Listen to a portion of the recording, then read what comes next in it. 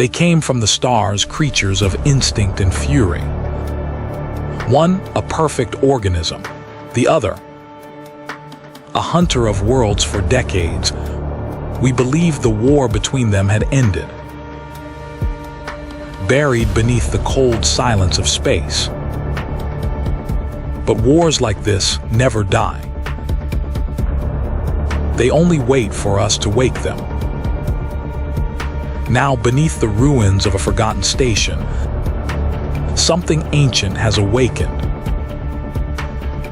And it's no longer a hunt, it's an invasion. We thought we could control them, study them. But they were studying us. They adapt. They evolve. Every second we wait, they grow stronger. The line between hunter and prey is gone.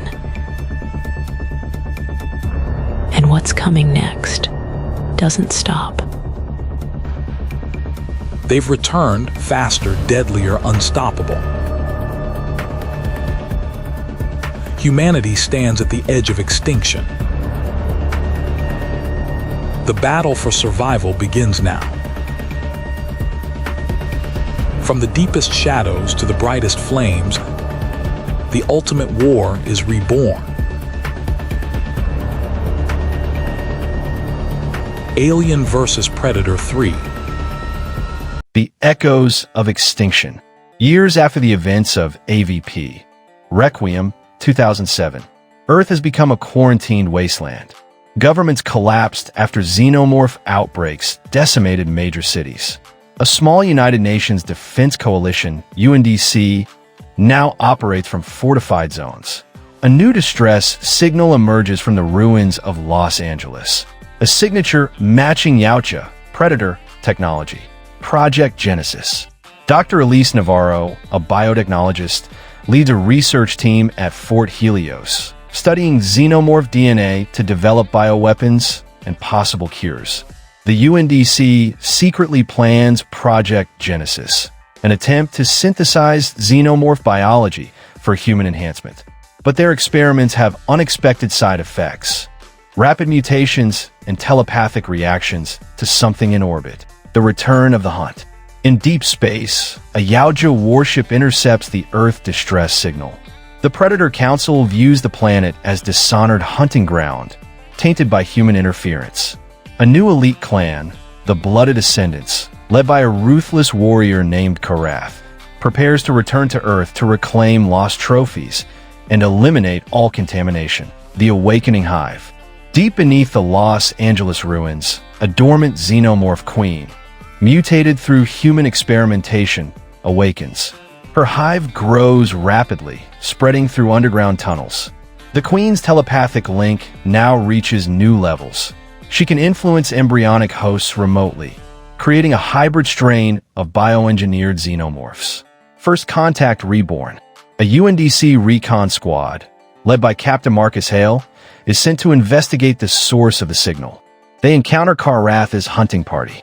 A brutal firefight breaks out. Both sides take heavy losses, until xenomorph drones ambush them all. Hale's squad barely escapes, realizing something far more dangerous is evolving underground. The Covenant of Survival. Karath captures Hale after the battle. Using a holographic translator, he communicates. The xenomorph hive has gone beyond control, threatening both species. Reluctantly, they agree to a temporary alliance. Karath reveals that the ancient Yautja Codex speaks of a coming Omega brood, capable of spreading beyond planetary containment. The Rising Hive City. As night falls, the Queen's Hive expands through entire city blocks. Bioluminescent tunnels pulse with alien resin. Soldiers and civilians are captured alive to serve as hosts. Elise and her team monitor this from Fort Helios, realizing the hive is moving toward them. The Queen is learning, adapting human intelligence through absorbed genetic data. Shadows in orbit.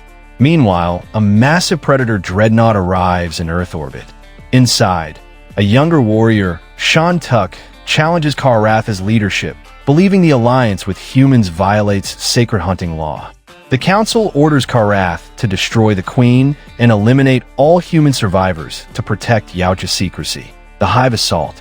Hail, Karath, and a combined human-Yautja strike team infiltrate the Hive. The sequence is pure horror. Narrow tunnels, flickering light, ambushes from walls and ceilings.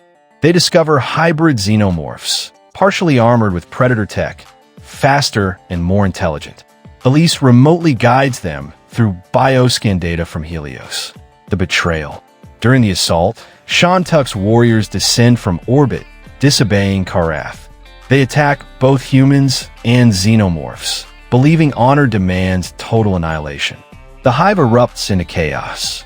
Karath duels Shantuk in a brutal melee amid swarming aliens. A visual spectacle of blades, plasma, and acid blood. The Queen's wrath. In the Hive's core, the mutated Queen reveals her horrifying evolution. Part human, part xenomorph, with the intelligence of a scientist and the fury of an apex predator. She speaks telepathically through Elise's mind, showing visions of a future where her species dominates every world. Elise's DNA, unknowingly altered by earlier research exposure, links her psychically to the Queen. The sacrifice of Karath.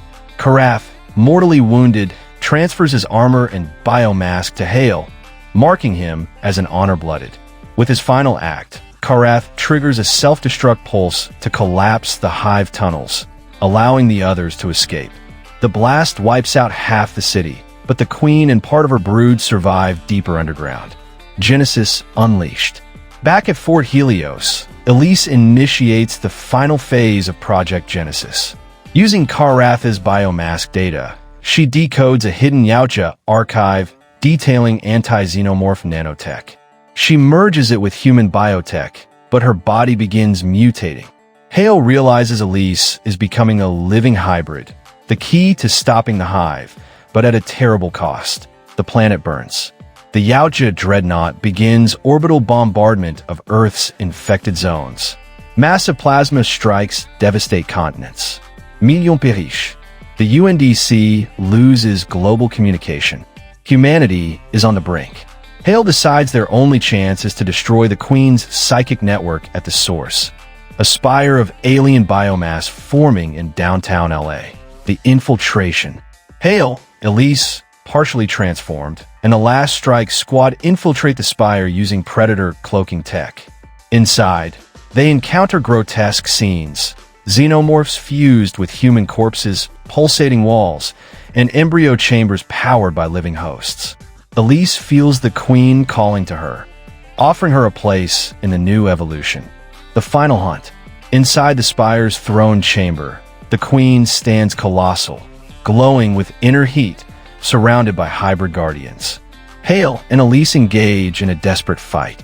Hale wields Yautja plasma blades, while Elise channels her hybrid strength. The Queen overpowers them both, until Elise merges her consciousness with the Queen's hive mind, seizing control momentarily. Requiem of Fire.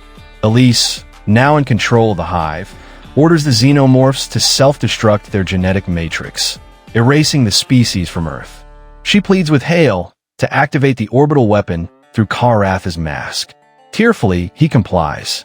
The beam vaporizes the spire, killing Elise, the Queen, and the entire brood in a massive eruption of blue fire. The aftermath. Weeks later, Earth lies in ruin. The surviving humans rebuild within scattered safe zones. Hale buries Karath's mask in the desert, a symbol of their shared honor. UNDC archives classify the incident as extinction-level event, Requiem. But satellite feeds detect something stirring beneath the Pacific Ocean, the return of the hunters. In deep space, the Yautja Council watches Earth's data stream. They honor Karath's sacrifice, but fear that the hybrid legacy remains.